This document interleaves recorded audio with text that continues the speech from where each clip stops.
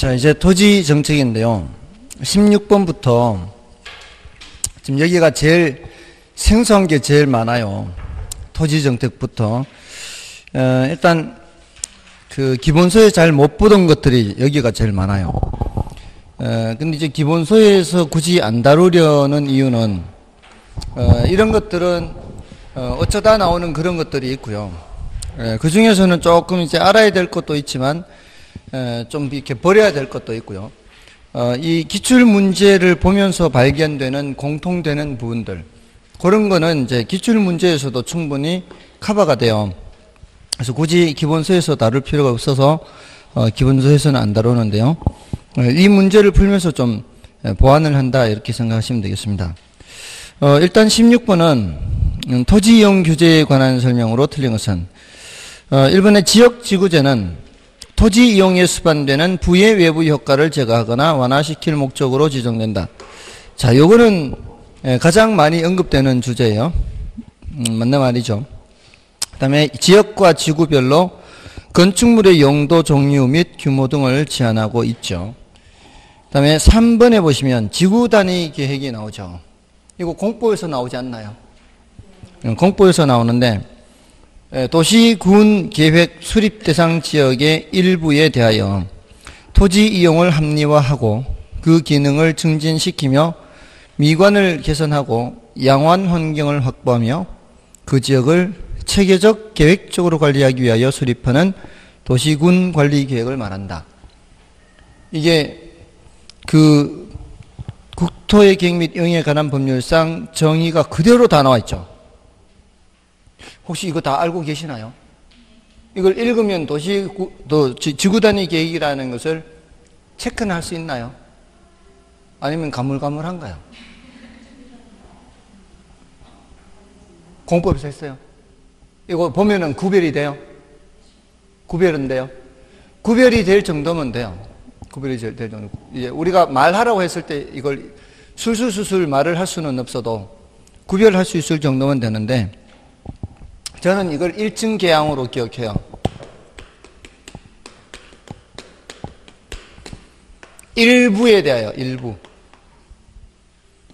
도시군 계획 수립 대상 지역의 일부에 대해서 하는 게 지구 단위 계획 아닌가요? 전체에 대해서 하는 게 아니에요. 도시군 계획 수립 대상 일부에 대하여 그 기능을 증진이죠. 기능을 증진.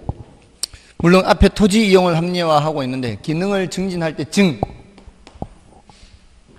기능을 증진할 때 증, 미관을 개선할 때 개, 그다음에 양호한 환경 확보 양, 1층 계양. 그러니까 이런 키워드들이 이제 키워드는 아니고 그냥 이 앞글자 따서 이렇게 이런 단어들이 있는지 빨리 이렇게 스크린 하면 되잖아요. 이런 단어들이 있는지 1층 계양. 그러면 이제 빨리 읽을 수 있잖아요. 지난번에 감정평가론에서 시장 가치가 뭐예요? 물으면 어떻게 한다 그랬었죠? 시장 가치. 시장 가치가 뭐예요? 물으면 통충 정신이에요. 이렇게 하라고 대답 안 했나요? 통상적인 시장에서 충분한 기간 동안 거래를 위하여 공개된 후 대상 물건의 내용에 정통한 당사자 사이에서 신중하고 자발적인 거래 하지 않았나요? 이러면서 이때 민법 얘기했잖아요. 민법. 의사와 표시가 불일치해도 안 되고 사기 강박이 있어도 안 되고 했어 안 했어요? 네, 그때 수업 안 들었는 모양이네. 전혀 본 기억이 없는 듯한 표정이에요. 기억나세요? 그때 수업 안 나온 적은 없는 것 같은데.